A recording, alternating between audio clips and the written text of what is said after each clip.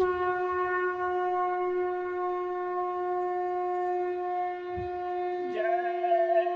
गुरुदेव। जय गुरुदेव।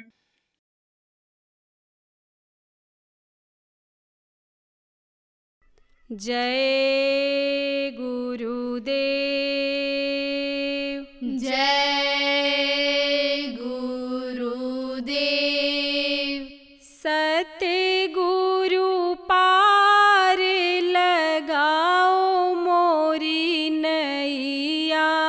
सतगुरु पार लगाओ मोरी नैया।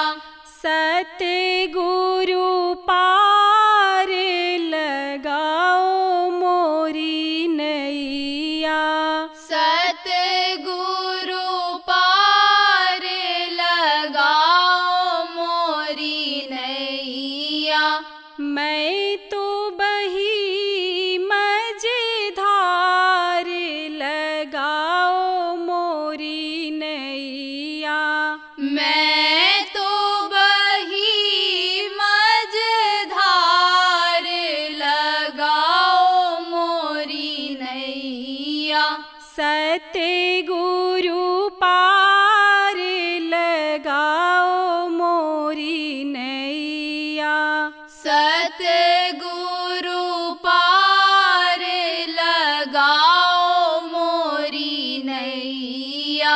जित जाऊं तित काल सतावे। जित जाऊं तित काल सतावे। मोरे कामना बीमार लगाओ मोरी नैया। मोरे कामना बीमार लगाओ मोरी नैया। सतगुरु पार लगाओ मोरी नैया। सतगुरु पार लगाओ मोरी नैया।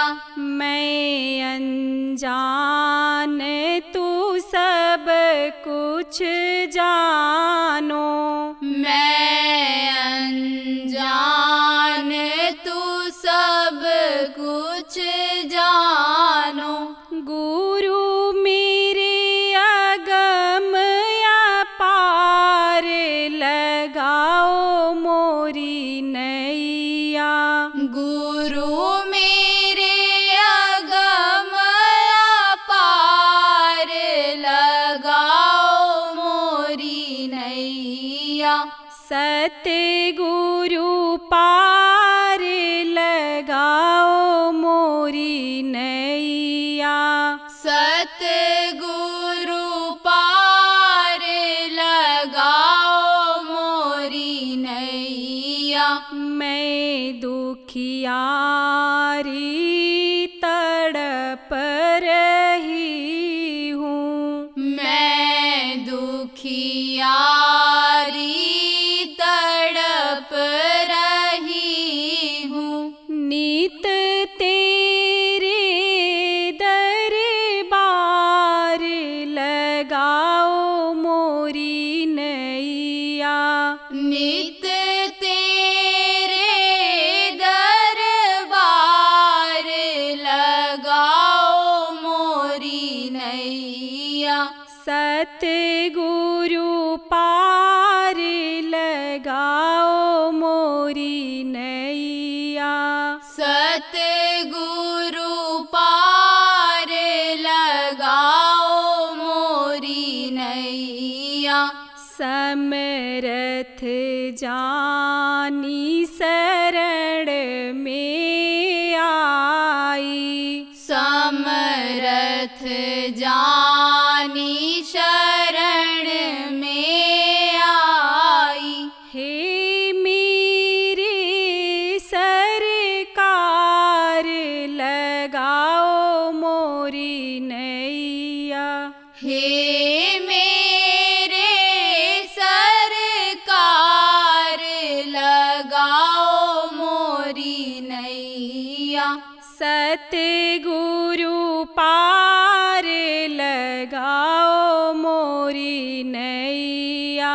सतगुरु पार लगाओ मोरी नैया। मुझ अबला की लाज बचाओ, मुझे अबला की लाज बचाओ।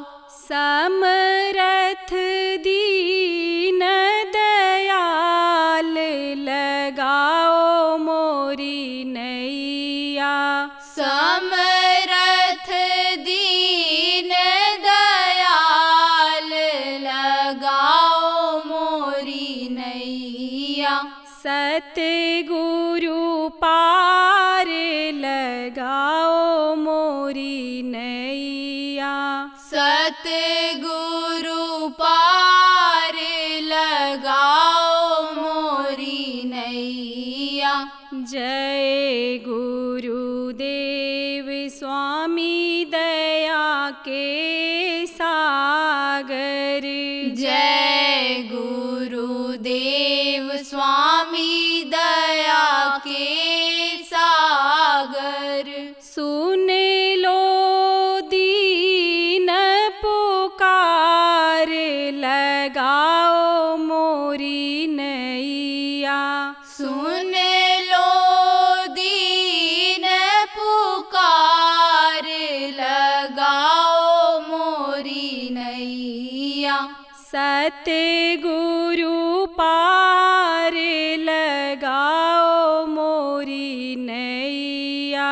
सतगुरु पार लगाओ मोरी नैया। जय गुरुदेव। जय गुरुदेव।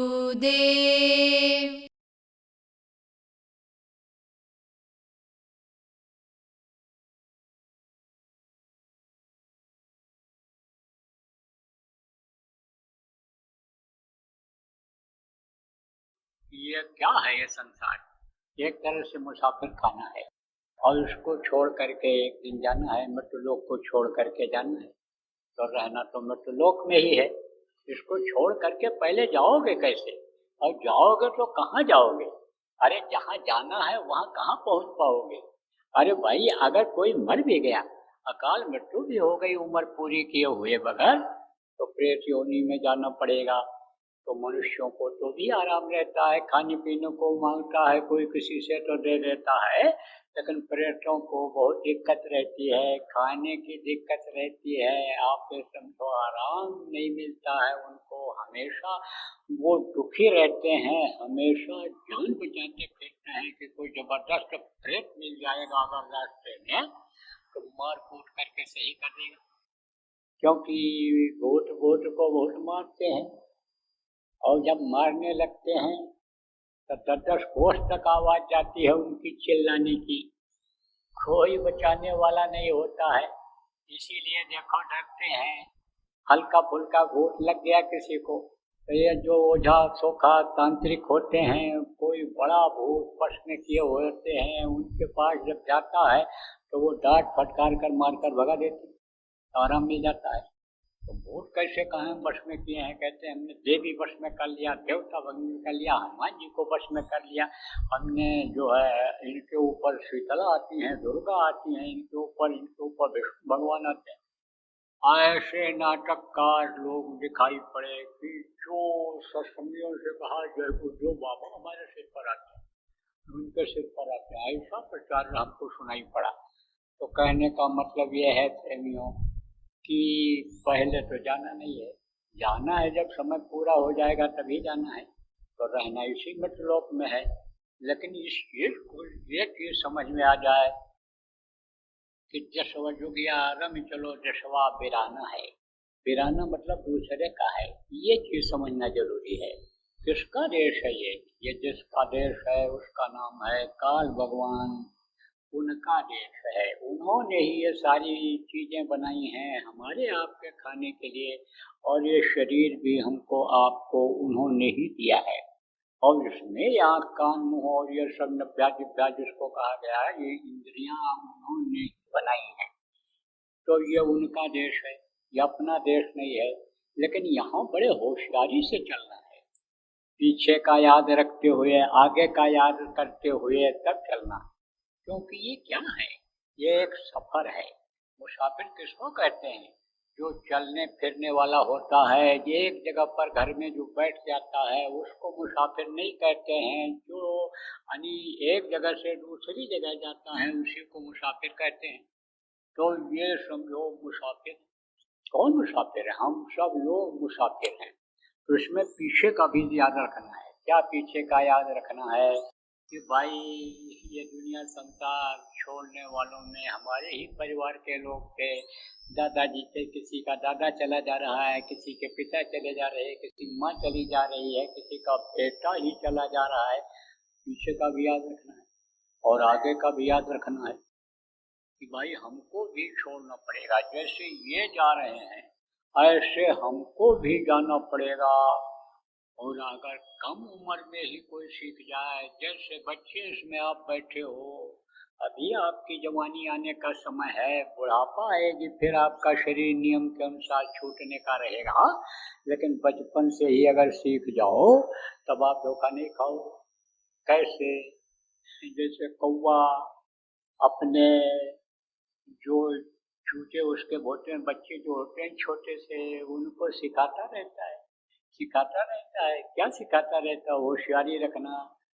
कोई हाथ उठावे तो फौरन भगना, कोई चीज उठावे तो भगना, कंकड़ पत्थर उठावे तो भगना। वो होते हैं। कुछ ऐसे भी होशियार होते हैं, जैसे इसमें होशियार बच्चे शाम के टाइम यहाँ आस पास की ये बच्चियाँ लेकर आती हैं बच्चों, तो यहाँ बैठा कर नाम धनी बुलवाता हूँ। क्यों बुलवाता हूँ? कि कम से कम ये जय गुरुदेव नाम रट तो ले। मुसीबत में बोले तो कम से कम जय गुरुदेव नाम जो प्रभु से जुड़ा हुआ है, प्रभु इनकी मदद तो कर दें। आप पहले शुरू में कहा चलो जय गुरुदेव बोलो, तो नहीं बोले, आए चले गए, कोई आया कोई नहीं आया। अब जब इनको कुछ मिठाई देने लग गया है कि 15 मिनट इनको बुलवाओ और उसके बाद एक एक मिठाई टुकड़ा पकड़ा लो, उसी में खुश हो जाएंगे। कोई पेट भर के इनको नहीं खिलाना। और जब मिठाई बंटने को हुआ तो ये जितने भी लड़के हैं सब को इकट्ठा करके लाते हैं, चलो आप मिठाई खाओ, जैसे जो बोलो। तो ऐसे संस्कार बन जाते हैं। तब आप ये समझो उसकी हर तरफ से बचत होती है। एक जो है कौवा के बच्चे ने कहा संस्कारी था, संस्कार बन गया था। संस्कार कैसे बनता है? मान लो कहीं सत्संग हो रहा है, चाहे अच्छी बात हो रही और वहां पर बैठा है, तो वो आवाज जो उनकी होती है तो उनके कानों तक पहुंच जाती है। वैष्णव पायन तोता पढ़े लिखे लोग जो आप देखो, आप ये देखो कि यानी भागवत से क्या था पढ़ना, भागवत का सुनते सुनते उसको ज्ञान हो गया था, पढ़ने लग गया था वो। तो अब आप ये समझो कि वो कुछ संस्कार बन गया था उसका। तो उसने कहा कि अगर कोई जेब में ही कंकड़ पत्थर लेकर के आवे तो हम क्या करेंगे? अरे बोले तब तू जा, तुझको कोई नहीं मार पाएगा। जब तू इतना होशियार हो गया तब अब तुझको कोई नहीं मार पाएगा। तो ऐसे ही समझो संस्कार जब बन जाता है तब कोई दिक्कत नहीं होती है। तो ये देखना है, ये बताना है, आगे का भी सोचना है कि भाई हमको भी ये शरीर छोड़ना पड़ेगा, ये सब चीज़ें छोड़नी पड़ेंगी। और हमको कुछ समझना सीखना चाहिए कि किस तरह से हम रहें यहाँ, किस तरह का एक दूसरे के साथ व्यवहार करें। जो हम दुखी हो रहे हैं वो दुख हमारा कैसे दूर हो, वो जरूरी है। तो अब वो कैसे दुख दूर होगा, कैसे ये जो फंस रहे हैं इस फसाव से दूर कैसे होंगे, उसके लिए सत्संग सुनने की जरूरत होती है, संतों की जरूरत होती है। क्योंकि संत इस भवसागर को पार करने वाले हुआ करते हैं। आप ये समझो, जैसे समुद्र में कोई गिर जाए तो समुद्र में जब गिर जाता है तब उसका कोई ठिकाना नहीं रहता है कि ये बच जाएगा। अगर मान लो समुद्र में कोई खंभा मिल जाए, मजबूत घाट पकड़ में आ जाए तो पकड़ करके लटका रहेगा। जहाज रुकी हुई लेकिन पकड़ लेगा तो बहाव से रुका रहेगा, ना भी चढ़ पावे जहाज के ऊपर, खंबे के ऊपर न भी चढ़ पावे लेकिन पकड़ ले। ऐसे ही संत हुआ करते हैं जो भवसागर में फंसे हुए, जो इंद्रियों के यानी भोग जैसे सागर में फंसे हुए लोगों को निकालते हैं। हम इंद्रिया किसको कहते हैं? देखो, ज्ञान इंद्रिय, कर्म इंद्रिय। अब एक कर्म इंद्रिय जो होती है, ये जब तेज हो जाती है या ऐसा कर्म कराने लगती है तो ज्ञान खत्म हो जाता है, बुद्धि भ्रष्ट हो जाती है। जैसे मान लो किसी को व्यभिचार की आदत बन गई, चाहे स्त्री हो चाहे पुरुष हो, तब तो वो समझ लो कि समुद्र में गिर गया। कहते हैं ना कि जल बूढ़ा बच जात है और बहु बूढ़ा बह जाए। अब बोलना इसी को नहीं कहते हैं। खाने का ही अगर किसी को शौक हो गया और खाने की ही आदत अगर बन गई किसी की, तो उसका कोई अंत है? न जिह्वा के स्वाद का अंत है और न नभ्या के स्वाद का अंत है।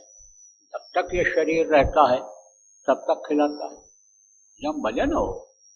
लेकिन मन अच्छी ही चीजों को खिलाता है तो वो भी तो उसी में डूब रहा है, उसी में डूब रहा है। बुढ़ापे तक मन बुढ़ा हो गया, शरीर कुछ काम का नहीं है, लेकिन मन इतना जवान रहता है कि जो जवानी में नहीं रहा। तो ये क्या है? ये समझो कि डूबना है। इससे कौन निकालता है? इससे संत निकालते हैं। संतों का साथ इसीलिए कहा गया कि हमेशा रखना चाहिए, करना चाहिए, और संतों का दामन पकड़ना चाहिए, उनको अपना हाथ पकड़ाना चाहिए, तो वो इस भवसागर से पार करा देते। वो इन इंद्रियों के भोग को कम करा देते हैं, भोग से मन हटा देते हैं। मन का जो सरसी है पकड़ने का, चिमटा है पकड़ने का, वो संतों के पास ही हुआ करता है। मन को आज तक कोई मार पाया? सवाल संतों के। मन को कोई नहीं मार पाता है। था वशिष्ठ जी से रामचंद्र जी ने कि महाराज, मन इतना चंचल है कि जो इससे सब लोग हार गए। हमारे पूर्वज कितने शक्तिशाली थे, कितने ताकतवर थे, लेकिन उनको भी मन ने गिरा दिया। अरे बोले, मन की चाल को तुम क्या समझोगे? मन के वेग को तुम क्या समझोगे? कोई कह दे कि मैंने समुद्र को अपने ऐसे अंजुरी में लेकर के पी लिया तो मुझको विश्वास हो जाएगा। कोई कह दे मैं तो पहाड़ को उठा लिया, हिमालय पहाड़ को, तो भी थोड़ी देर के लिए विश्वास हो जाएगा। लेकिन कोई ये साधारण आदमी कहे, ये गृहस्थ आदमी कहे कि मैंने वश में कर लिया है, तो बड़ा बैरी ये मन घटनी, इसी को जीतना कठिन, ये बड़ा कठिन। लेकिन संत ऐसी युक्ति बता देते हैं, ऐसा उपाय बता देते हैं कि भाई मन के कहे करो मत कोई। एक अगर यही रट लिया जाए, याद कर लिया जाए कि मन के कहे करो मत कोई, हजो गुरु कहे करो तुम सोच। गुरु को खोज लो, समर्थ गुरु मिल जाएंगे। तब गुरु जो कहे उसको करो, उसको अगर करोगे तो मन ये अंकुश में आ जाएगा। क्योंकि समर्थ गुरु जो होंगे इस खुराक से अच्छा खुराक उसको दिला देंगे। जैसे कहीं किसी को कोई भीख मांगने वाला हो और वो जाता हो दरवाजे पर और उसको कोई नमक रोटी देता हो, सूखी रोटी देता हो, और वो खाए रोटी को तो बार बार जाएगा मांगने के लिए, वहीं पर जाएगा। लेकिन कोई अगर पूरी, हलवा, मिठाई उसको खिलावे, चावल दाल रोटी सब्जी भोजन जो बढ़िया होता है उसको खिलावे, तब उधर वो सूखी रोटी खाने के लिए जाएगा? नहीं जाएगा। मन को अगर इस बात का ज्ञान हो जाए कि भाई इसमें रस नहीं है, रस किसमें है, रस जहाँ से उतरा है वहाँ पर रस है, रस किसमें है, जो रस नहीं अमीरी में, मन भजो तो नाम, यानी समझो कि नाम में जो रस है, जो रस है नाम भजन में, वो रस नहीं अमीरी में, मन भजो तुम नाम। मन के लिए कहा मन तुम नाम को भजो। नाम की कमाई करोगे अगर तुम, तो तुमको वो रस मिलेगा कि जो रस अमीरी में नहीं है। तो जब वो रस मन को मिल जाएगा, समझा ले जाएंगे, मन को महात्मा मिल जाएंगे और समझा ले जाएंगे, और वो रस जब मिलने लगेगा तो ये इंद्रियों के घाट का जो ये रस है ये तीखी मिर्ची की तरह से लगेगा। मन कभी भी ये नहीं करेगा। देखो मन में जब किसी के कोई बात आ गई तो राजपाट और ये सब छोड़ दिया और चले गए, कुछ बिगड़ा नहीं। जब ये विश्वास हो गया, करता करे न कर सके गुरु करे सो होए, गुरु ही सब कुछ करेंगे, तो समझो पार ब्रह्म है, जो समझो कि कुल मालिक है, मनुष्य शरीर में है इस समय पर, वो हमारे बच्चों की संभाल करेंगे, वो हमारे घर को देखेंगे। जब ये समझ में आ गया तो घर छोड़ दिया लोगों ने, अरे भी समय कोई छोड़ना मत घर को। लेकिन ये सम्मोह में कि हमारे बच्चों का क्या होगा, हमारे जानवरों का क्या होगा, हमारी गृहस्थी बिगड़ जाएगी, इसी गृहस्थी को पकड़े भी मत रहना। जब गुरु के आदेश का पालन करने का समय आओ, कब समय आता है प्रचार प्रसार का, जब समय आता है कहीं मेहनत करने का, शरीर से मेहनत करने का, दिल दिमाग लगाने का, गुरु के काम नाम को आगे बढ़ाने का, तो उसमें पीछे भी मत रहना, उसमें भी आगे जाना। जब यह मन धीरे से मर जाएगा, मन ये धीरे से हट जाएगा, इधर से हट जाएगा, मन इधर से हट जाएगा, इधर से हट जाएगा, दुनिया की तरफ से हट जाएगा और वचनों की तरफ लग जाएगा, और फिर नाम की डोर को जब पकड़ देगा तब समझो कि ज्ञान, ये जो कर्म इंद्रियां, इन कर्म इंद्रियों से हट जाएगा, ज्ञान इंद्रिय में प्रवेश कर जाएगा, ज्ञान हो जाएगा। यह ज्ञानता ही तो है। क्या ज्ञानता है? यही कि यही सब कुछ है, यही देवी का स्थान, यही देवता का स्थान, यही भगवान है, यही धन कमाओ, यही धन रुपया पैसा, जड़ माया ही लक्ष्मी है। ये क्या है? यह ज्ञानता है। तो जहाँ अंधेरा रहता है वहाँ और चीज की जानकारी नहीं हो पाती है। भाई रात में अगर कोई सोना चांदी हीरा मोती भी कहीं पर रखा हुआ हो तो पता चलेगा? अंधेरे में नहीं पता चलेगा, और उजाला हो जाएगा तो सब दिखाई पड़ेगा। तो जितना भी मणि और मोती है सब कुछ यही है। लेकिन सवाल यह है, राम नाम मणिदीप देहरी द्वार, और स्वामी भीतर बाहर जो चाहे सुझार। उन्होंने गोस्वामी जी ने राम नाम किसका बताया? यही नाम प्रेमियों जो हमको आपको गुरु महाराज ने बताया, गुरु महाराज के जाने के बाद आपको बताया गया। अगर उस नाम को, अगर आप नाम के प्रकाश को अगर आप प्रकट कर लोगे, क्योंकि नाम में प्रकाश है, नाम में आवाज है और नाम में सुगंधी है, नाम में ही सब ये कुछ है, नाम से ही सब जुड़ा हुआ है, सारा संसार नाम से ही जुड़ा हुआ है। तो वो नाम को अगर आप याद कर लो, उसको हृदय में अगर आप बसा लो, तो समझो कि वो मणि प्रकट कर देगा अंदर में। यानी मणि में क्या होता है? रोशनी होती है। धूप में भी रखोगे, सूरज की रोशनी में भी तो भी चमकेगा, अंधेरे में भी चमकेगा।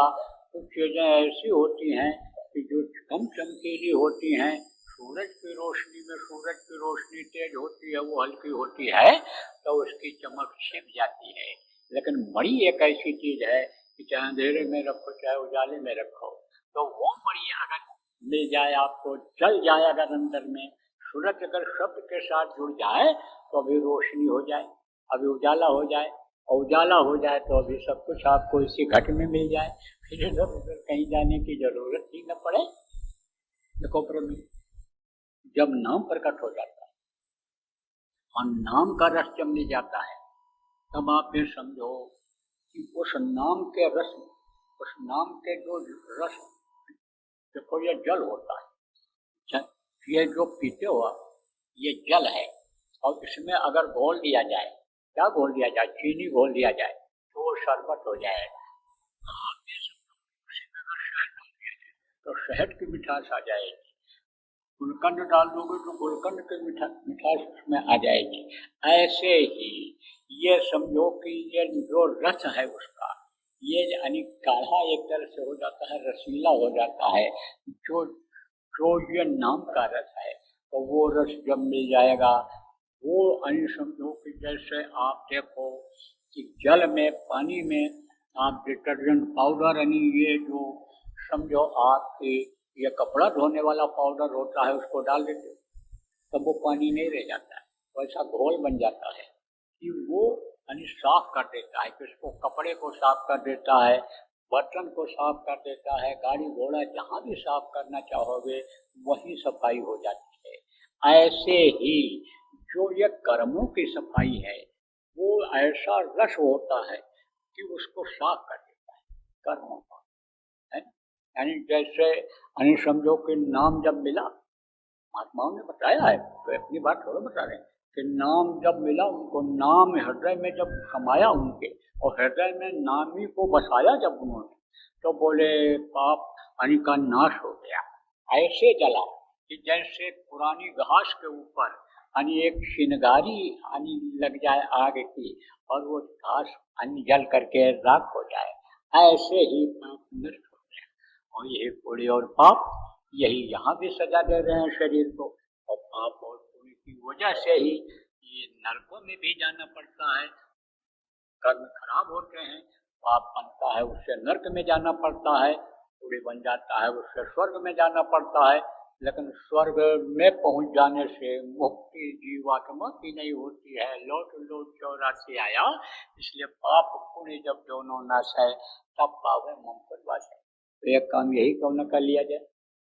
अब आप लोग जो नामदानी हो, आप लोग एक काम पहले यही करो, गुरु भक्ति पहले करें, पीछे और उपाय। गुरु तो मिल गए आपको, अब गुरु भक्ति करो, गुरु के आदेश का पालन करो, उसको पहले करो और बाद में और उपाय। कौन उपाय? खाने का, सोने का, बिस्तर लगाना, खाने का इंतजाम करना, बाल बच्चों की देख रेख, जानवरों की देख रेख, नौकरी, दुकान, दफ्तर का जो भी काम करते हो उसको बाद में करो, पहले इसको कर लो। गुरु भक्ति अब आपको ये भी बता दें कि अगर आप पहले इसको नहीं किए तो कोई जरूरी नहीं कि वो दिन आपका इस काम के लिए होगा, क्योंकि फसाव है। बताया ना कि सागर पड़े हुए हो, कब लहर आ जाए आपको डुबो दे, तो कब किस चीज की लहर आ जाए, कैसा दुख सुख आ जाए दिन में, कैसा लोभ लालच मन में आ जाए और उसमें आपका ये 24 घंटे का समय निकल जाए। इसलिए सुबह सुबह पहला काम यही क्यों न कर लो। कौन सा काम? सुमिरन करने का काम, ध्यान करने का काम, भजन करने का काम। योग प्रेमियों, गुरु महाराज ने बताया, आपको बताया, तो ये पहले कर लो आप।